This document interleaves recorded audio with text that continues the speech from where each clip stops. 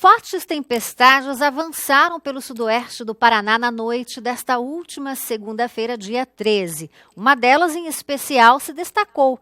É que uma supercélula ganhou força formando um tornado com ventos de até 120 km por hora.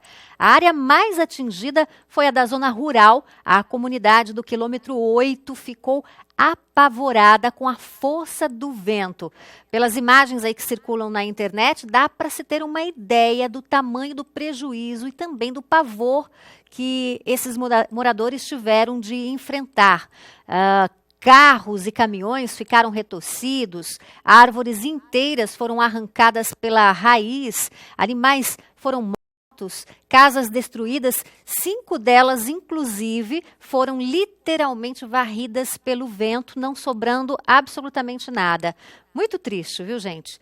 E ontem foi aqui na nossa região que a chuva de granizo castigou, fazendo aí muitos estragos, né, em Marialva e também em Sarandi. Bom, para explicar para a gente esses fenômenos climatológicos que estão ocorrendo com uma certa frequência nos últimos dias, é que o Comunidade convidou o professor Hélio Silveira, coordenador da Estação Climatológica da Universidade Estadual de Maringá, que já está aqui com a gente. Professor, é um prazer recebê-lo hoje no Comunidade, para tentar explicar para a gente um pouquinho desses fenômenos todos aí que está apavorando todo mundo, né? Exatamente. Primeiramente, eu agradeço ao convite, Adriana, por estar aqui participando do seu programa e espero, né, fazer alguns esclarecimentos que possam ser úteis também para a comunidade de forma geral. Pois é, a gente falava bem na abertura do bloco, professor Hélio, que na última segunda-feira todo mundo pôde ver, né? Foi notícia em rede nacional, uma comunidade rural do município de Francisco Beltrão foi, assim, realmente castigada pelo tornado que passou por lá. A gente gostaria de começar o nosso bate-papo que o senhor explicasse para a gente primeiro a diferença de tornado e ciclone. Existe alguma diferença ou é a mesma coisa? Existe uma diferença muito grande entre os dois. O tornado ele é muito menor do que o ciclone em termos de dimensão, né? O ciclone teria dimensões de centenas de quilômetros, né, os ciclones, enquanto que os tornados são menores, são células menores, né, e que geralmente se formam no continente. O ciclone está muito ligado à água quente, geralmente água quente dos oceanos. Então, o combustível dos ciclones é a água quente, então a temperatura tem que atingir aproximadamente 26,5 graus, e esse ar úmido começa a subir e formar um sistema de grandes dimensões, chega a 1.000 quilômetros de extensão. E, geralmente, os tornados eles podem ser gerados a partir de ciclones. Então, por isso que nós falamos que os ciclones que os tornados são menores, surgem dos ciclones, são bem menores, mas têm um poder devastador enorme, como nós pudemos observar aqui nesses últimos dias, né? Que aconteceu. Sem dúvida, professor. Foram ventos de até 120 quilômetros lá na localidade do quilômetro 8, em Francisco Beltrão. Exatamente. Então, na verdade, o que aconteceu ali, né, e na verdade na região sul do Brasil como um todo, nós estamos numa área propícia ao fenômeno tornado, né? Embora não aconteça, lógico, com muita frequência, mas nós estamos nas chamadas latitudes médias, ou seja, nós não estamos tão distantes do polo, e não estamos tão distantes do Equador. Então, nós estamos entre uma área muito quente do planeta e uma muito fria. Então, o que aconteceu para provocar esse tornado, né, que é uma célula, uma supercélula, mas com dimensões métricas, né, não chega a ser como um ciclone, que são de centenas de quilômetros, o que aconteceu ali foi exatamente um encontro. Nós tivemos uma frente fria entrando, vindo do sul, e bem na altura de Francisco Beltrão, ou seja, no sudoeste do estado, tinha uma grande quantidade de umidade também vindo da Amazônia, um ar quente e úmido, e no choque desses dois sistemas com características muito diferentes do ponto de vista térmico e hídrico, né, acabou combinando e formando uma nuvem que nós chamamos de supercélula, que é, na verdade, uma cumulus nimbus. Nós temos imagens, professor? Temos aqui também Aqui é exatamente a explicação do que é o tornado. Né? Exatamente. Então, na verdade, o tornado é uma nuvem, né? Uma nuvem cumulus-nimbus, essa nuvem de grande extensão vertical, uma nuvem que dentro dela nós temos desde cristais de gelo, água muito fria, né? E água líquida. Então, nós falamos que essa nuvem é eletricamente carregada. E no encontro desses dois sistemas, naquele momento, nós tínhamos os ventos no mesmo sentido, tanto na superfície quanto em subsuperfície, em altitude. Então, isso também proporcionou esse giro, né? Essa nuvem ela começa a girar. Então, por isso que fala que é uma nuvem em forma de um funil formado por ventos aspirais. Então, os ventos estavam no mesmo sentido, tanto na superfície quanto em altitude, e essa nuvem muito carregada, muito densa, ela acabou girando, e quando ela toca no chão, né, aí vem todos os prejuízos que nós observamos. Aí então, efetivamente se torna um tornado. Efetivamente. Essa nuvem funil foi vista na última sexta-feira no município de Terra Rica e depois avançou para o município de Paranavaí. Nós temos até na tela, a produção separou uma imagem, né, lá de Paranavaí, na nuvem funil. Vamos tentar mostrar, produção, que acho que um pouquinho antes, esse aqui foram os estragos provocados pelo granizo, né, ontem na região. Aí essa é a foto lá na região de Paranavaí. Então, essa nuvem só não se tornou um tornado porque não tocou o solo. Exatamente. E se fosse também numa área, passasse por um rio ou por um corpo hídrico maior, um lago de grandes dimensões, ou no oceano, nós não chamaríamos de tornado, chamaríamos de tromba d'água. Então, na verdade, ele é como se fosse, falando em termos simples, é como se fosse um grande aspirador de pó, onde ele vai arrancando tudo que tem na superfície e vai torcendo, e foi o que você disse no início do programa, pode lançar, dependendo da força, ele pode lançar caminhões, carros, né? Arrancar casas, né? Exatamente. Então, ele tem uma força enorme, né? Esse sistema. Né? Estrondosa. E como vocês podem perceber, tanto nessa imagem quanto naquelas que eu apresento, está aí a grande diferença, né, do ciclone para o tornado. Vamos voltar aos slides, então, para que a gente possa acompanhar justamente essa diferença, professor? Pode até, por favor, passar os próximos, né? Nós temos avançar. Mais algumas imagens. Aqui mostrando o encontro, né? Por favor, a próxima imagem. Próxima. Olha aqui aí. Ele se formando, então dá para ver que ele não tem dimensões quilométricas, ele chega no máximo a 1 quilômetro, né, de diâmetro, mas ele é inferior a isso. Geralmente a média aí é de 100 metros, 200 metros a faixa por onde ele passa, essa faixa de destruição, só que ele pode circular em forma de zigue-zague, então o estrago acaba sendo significativo. Não tem como prever onde o tornado vai passar. Olha, o CIMEPAR alertou, ele deu uma alerta, né, nos últimos dias que existia a possibilidade de ventania, de ventos fortes nessa região e de tempestades, mas lógico que não com tanta intensidade. Não com tanta intensidade, mas existia um alerta, de fato, que naquela região oeste, né, do estado, a possibilidade seria significativa, tanto de vendavais, né, quanto chuvas de granizo. Só que a previsão, para dizer exatamente o ponto, isso ainda nós não conseguimos com uma certa exatidão e com antecedência. Diferente dos ciclones, porque os ciclones eles levam dias para se formar e levam dias para se dissipar, né? E os tornados são mais rápidos, eles se formam muito mais rápidos, então o sistema de alerta é difícil prever com exatidão o horário em que vai acontecer. Diferente, por exemplo, quando acontece nos Estados Unidos. Eles, lógico que têm muito mais tecnologia, mas pela dimensão, né, que... E lá ocorre realmente com muito mais frequência. Com muito mais frequência. Brasil. E pela dimensão eles vão monitorando, né, a formação desse fenômeno do ciclone, né? E eles conseguem prever. Já o tornado já é muito mais complicado, né? Porque é uma célula pequena, É lógico que depois o CIMEPAR mostrou exatamente, eu tenho até algumas imagens de radar aqui mostrando onde foi o ponto, como estavam as nuvens naquele momento, a cúmulos nimbus, né? Quer que a gente avance, professor? Por favor. Então, as próximas fotos. E aqui nós tínhamos exatamente o momento da formação, não tinha tocado ao solo e aqui já estava tocando ao solo, né? Foi lá de Francisco e isso também. acontece em frações assim... De minutos. Exato. Enquanto um tornado demora, às vezes, 10 minutos, 1 minuto, 2 minutos, ele é muito rápido. No máximo 1 hora, mas pouquíssimas, raras as vezes em que foram registrados com essa duração. Diferentemente do que acontece com o ciclone. Ok. Então, vamos avançar. Próximas fotos. Por favor. Pessoal da produção. Okay. Aqui já foi por onde ele passou, né? São os estragos, como nós falamos há pouco, ele parece um aspirador de pó com forte intensidade, então ele vai quebrando tudo.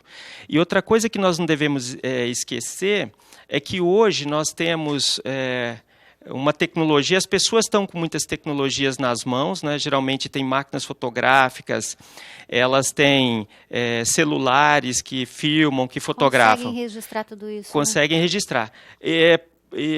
No passado, não, nós não tínhamos tanta tecnologia em mãos, né? Então, por isso que os fenômenos hoje, de fato, eles são muito mais bem esclarecidos, eles acabam se tornando bem mais públicos do que acontecia no passado.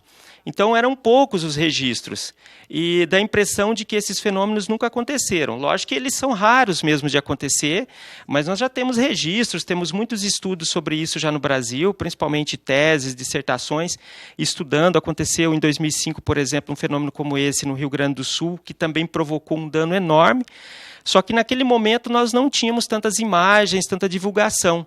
E imagine isso há 30, 40 anos atrás. Então, nós hoje temos essa vantagem, né? Isso é muito importante, porque quando nós temos mais informações acumuladas, mais informação distribuída pela população, para a população, né? Nós temos como conhecer mais e tomar os devidos cuidados para evitar maiores danos, tanto econômicos que às pessoas. Sem dúvida. Vamos para a frente, então, por favor. Aqui tem várias imagens lá de Francisco mesmo, de Francisco Beltrão, né? Mostrando por onde ele passou, então mostrando esse efeito, gente, como fosse um aspirador mesmo, ele vai destruindo, né? As casas que foram literalmente varridas, né? Exato. Arrancadas pela força do vento. Olha, carros destruídos, essa casa também. Totalmente. Praticamente só essa parede ficou em pé, metade dela, né? Exato. Totalmente destruída a casa. Exatamente. Então o efeito é desastroso. E aqui nós temos, eu peguei também uma imagem de satélite do radar meteorológico do CIMEPAR e mostrando, né, exatamente o ponto, como a nuvem ela estava muito mais carregada, e foi exatamente aqui, né, que aconteceu o fenômeno. Então dá para perceber, né, que essa nuvem ela estava enorme, muito bem formada, por isso que ele era chamado de supercélula, esse cúmulos nimbus, e ele perdeu força, ainda bem que vai perdendo força, mas por onde passou foi o suficiente para provocar todos aqueles danos. O que fazer no momento em que um tornado acontece, professor? Para onde correr? Como se esconder? Dá para escapar? Enfim, o que fazer?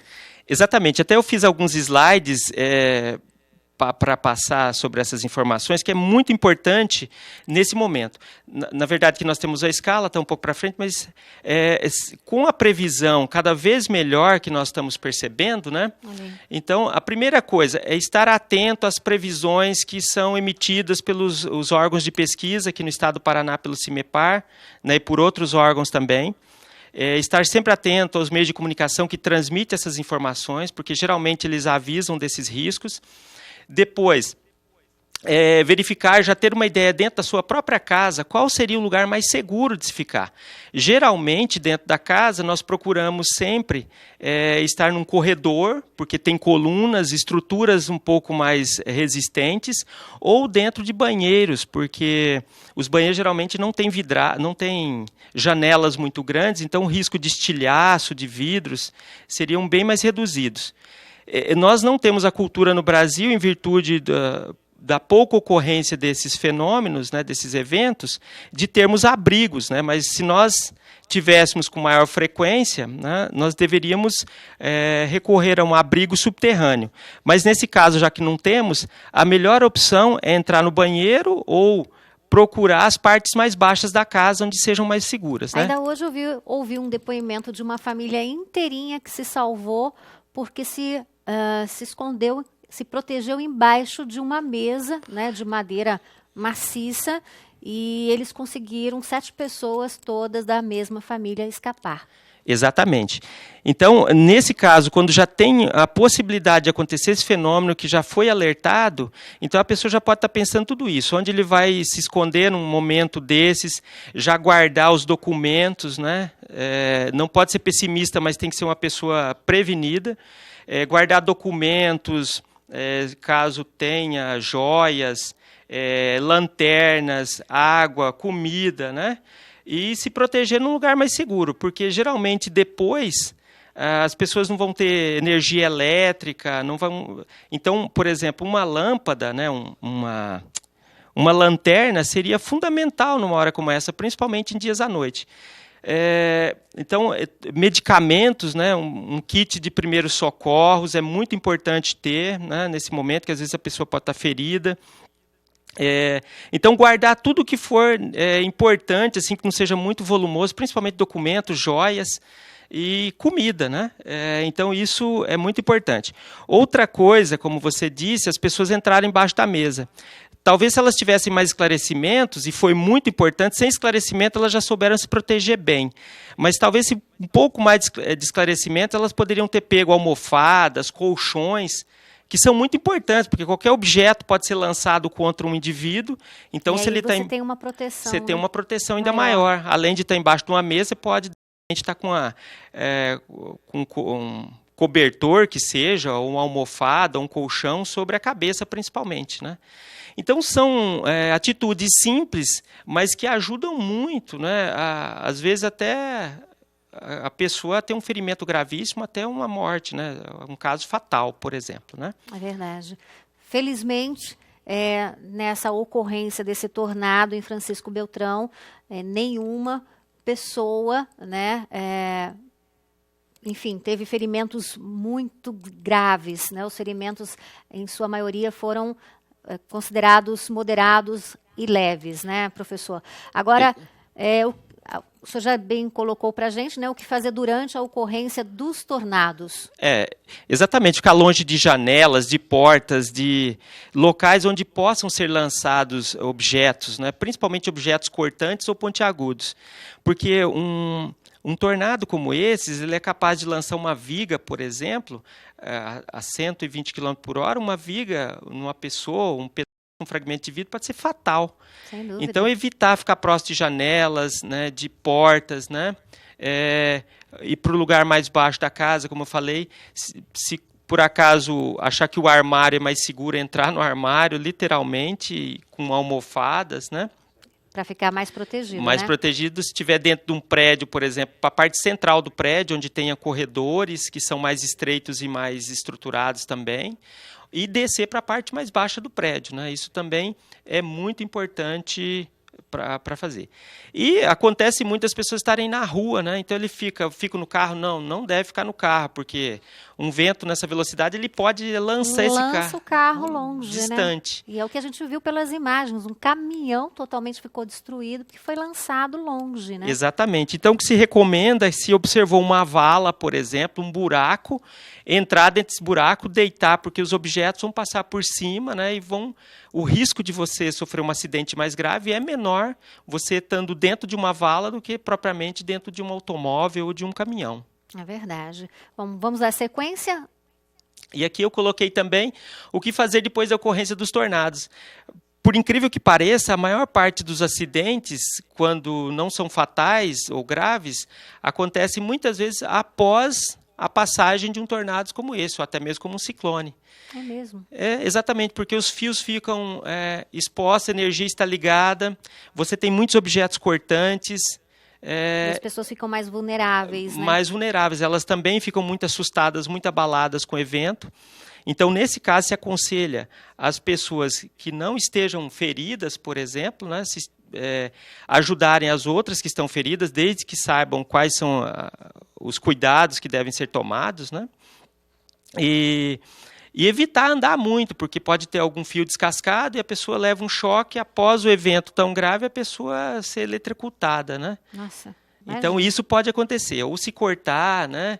Então, eu coloquei até aqui uma série de itens para lembrar isso, né? O que as pessoas podem evitar, né?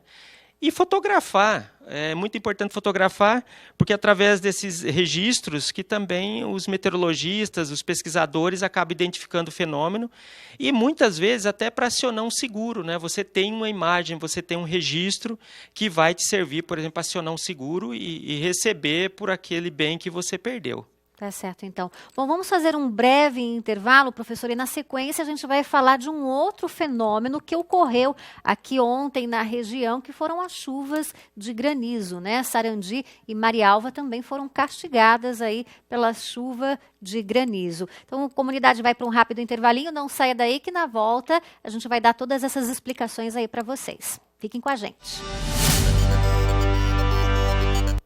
Estamos de volta com Comunidade desta quarta-feira e hoje recebendo aqui no estúdio professor e coordenador da Estação Climatológica da Universidade Estadual de Maringá, professor Hélio Silveira. Professor, a gente falava no bloco anterior, contava para o pessoal que está em casa, né, como se forma. E agora a gente vai falar da formação das chuvas de granizo, né? Ontem a região de Marialva e de Sarandi, as duas cidades foram castigadas aí por essas pedras aí grandes que caíram, né, professor? Olha só como choveu e foram 15 minutos de chuva. Normalmente os granizos, a chuva de granizo, ela é rápida, né, professor? Muito rápida. Mas o tamanho das pedras, como vocês podem ver aí pelas imagens, é de assustar. Exatamente. Então, como nós vimos também, estávamos falando sobre os tornados, tem tudo a ver os tornados, lógico, com o granizo. Não muito a ver, mas tem. Porque a mesma nuvem que formou o tornado que nós acabamos comentando nesse momento, né, há poucos momentos, é a mesma nuvem, né, é a cúmulus nimbus. Então, essa nuvem é aquela nuvem que assusta mesmo as pessoas, né? Ela tem uma grande dimensão vertical, pode provocar esse fenômeno como tornado, assim como pode provocar vendavais, né, na superfície do solo, pode também provocar essas chuvas de granizo. Então, por que acontecer essa chuva de granizo aqui, né? Até trouxe explicação, né? Eu trouxe até uma imagem exatamente para mostrar que a chuva de granizo geralmente ela está associada também aos ventos, voltando a repetir, trovões e relâmpagos. É a mesma nuvem que provoca tudo isso. E o tornado também.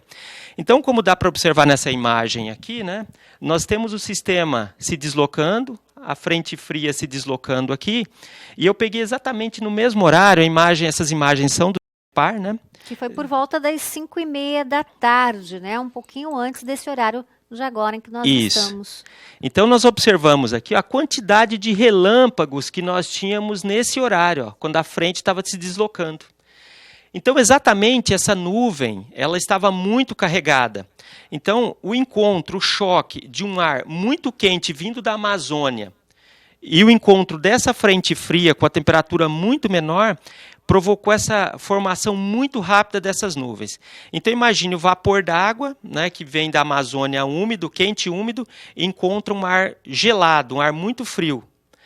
Nesse momento, há um congelamento desse vapor d'água, formam-se os cristais de gelo no choque desses dois sistemas, e vão formar nuvens muito carregadas, juntamente com relâmpagos, trovões, como nós estamos vendo aqui os relâmpagos, né, as descargas atmosféricas. E essas nuvens ficam muito carregadas, formam cristais de gelo muito rapidamente. E esses cristais de gelo, eles ficam suspensos na atmosfera até um determinado tamanho. Depois, pela própria força da gravidade, eles acabam caindo na superfície. Interessante. E isso acaba provocando esses danos que nós vimos, né? Então, automóveis, lavouras, residências, são completamente... Nada escapa, né? Nada escapa dessa chuva. Agora, professor, ontem, inclusive, foi emitido um alerta no final da tarde de que, no período da noite, nós teríamos aí uma possível tempestade de raios em Maringá. e em algumas determinadas regiões da cidade isso realmente pôde ser visto, assim como também choveu pedra. Na região onde eu moro, caiu uma chuvinha leve, mas de pedra, de granizo pequeno. Em alguns pontos da cidade, isso ocorreu ontem à noite. Exatamente. Então, o que se percebe, né, é que acompanhou a faixa... Por favor, volta a imagem, por favor. Vamos voltar ao... Isso. A linha onde aconteceu, a faixa onde aconteceu esse granizo, né, ela pegou toda essa região aqui no estado do Paraná. Se a gente observar, choveu em Campo Mourão, chuva de granizo, nós tivemos em Floresta, nós tivemos em Itambé, nós tivemos em Sarandi, tivemos aqui. Então, ela acompanhou exatamente o deslocamento desse sistema atmosférico. Então, Maringá não fugiu, né? Porque essa nuvem carregada, ela avançou para cá e por onde ela passou, né? Ela foi precipitando esse granizo. Vamos lá para o próximo slide. Próximo então, slide, que por vai favor. Mostrar. Então, aqui também nós temos mais uma imagem mostrando em outro horário a quantidade de relâmpagos também, né? Aqui já é hoje de manhã, o sistema já estava perdendo um pouco de força, mas ainda tínhamos bastante relâmpago, possibilidade ainda de chuva de granizo, e aconteceu de manhã lá em Arapongas.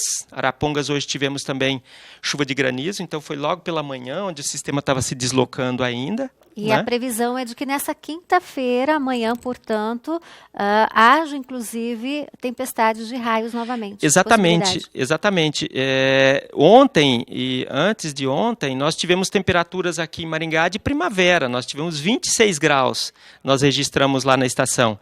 Então, é lógico que entrou uma frente fria, muita umidade aqui, muito calor vindo da Amazônia. Foi isso que possibilitou, né, todo esse agregado de informações, de sistemas favorecendo a formação dessa precipitação, acabou trazendo esses danos aqui na nossa região. Sem dúvida. Vamos avançar com os slides? Isso. E aqui logo à frente também, nós temos mais uma imagem, por favor.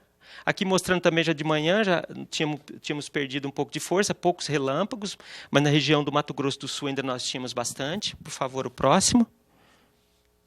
E aqui uma imagem, né? Inclusive eu fiz essa imagem recentemente, até coloquei aqui um traço para dar um destaque, né, para quem estiver assistindo, mostrando exatamente o sistema aqui em Maringá se deslocando. É bem essa característica de nuvem que provocou esse tipo de precipitação. Fiz essas imagens no início da semana, parece-me, né? Cúmulos nimbus. Cúmulos nimbus, Então, ela vem se deslocando, e o que aconteceu ontem foi exatamente muito semelhante a isso.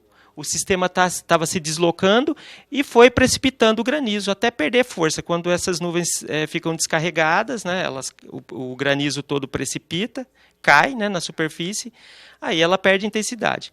Lembrando também que muitas vezes nós temos chuvas de granizo, mas não percebemos. Por quê? No verão, que é muito mais comum esse tipo de chuva, é menos comum nessa época do ano, no inverno, é mais comum no verão, muitas vezes a temperatura da superfície está a 35, 37 graus aqui, 34, então formam esses cristais de gelo, mas no momento em que esses cristais de gelo começam a precipitar, durante a sua trajetória, aí, que tem aproximadamente de 2 a 3 quilômetros da base da nuvem até a superfície, a temperatura está muito alta, esse cristal de gelo ele volta a derreter e chega em forma líquida. Então, às vezes, nós nem percebemos isso. Passa, às vezes, batido. Batido. Nós sentimos que a chuva está muito fria, às vezes até comentamos, nossa, a chuva está muito fria. Não é, né? Possivelmente, aquelas gotas líquidas eram cristais de gelo que foram, né, na verdade, transformadas o gelo em água, né? Tornaram-se líquidas. Agora, para que a gente possa concluir, tem mais um slide? É aqui só para mostrar que a mesma direção que nós tínhamos, estava aqui, a posição de Maringá aqui, eu estava fotografando o sistema se deslocando, né, na quarta-feira. Então dá para ver exatamente o sentido do sistema frontal avançando, é o sentido em que aconteceu a chuva de granizo. E também foi o sentido em que aconteceu o tornado. Então isso mostra, né, como é muito importante um Estado, uma nação, ter um sistema de monitoramento eficiente, investir em tecnologia, investir em pessoal altamente qualificado e manter essas estações de superfície, assim como radares meteorológicos, plataformas de coleta de dados. Essas informações, elas são fundamentais para a gente monitorar todos esses eventos e evitar maiores prejuízos às pessoas, né, e também ao Estado, né? Sem dúvida nenhuma, para que a gente possa estar melhor preparado para enfrentar, né, a fúria da natureza através desses fenômenos. Exatamente, né, professor? Exatamente. Então, é fundamental investir em tecnologia, investir em pessoal qualificado, e esses investimentos eles se pagam a longo prazo, não há dúvida, né? Porque os prejuízos que podemos evitar, né, eu fico imaginando as pessoas que têm uma plantação de uva, ou uma plantação de maçã, ou uma fruta mais para o sul, que tem muita maçã, né? Então, em algumas regiões do mundo, eles chegam a lançar mísseis nas nuvens, nessa nuvem aqui na cumulus nimbus, para explodir esses cristais de gelo, né, para que os danos sejam menores, mas isso é possível através de um excelente monitoramento. É verdade. Professor, gostaria de agradecer a sua participação no programa de hoje. Muitíssimo obrigada pela aula, né? E eu que agradeço. A gente aprendeu muito, sem dúvida nenhuma, viu? Foi um prazer mais uma vez. Eu que agradeço.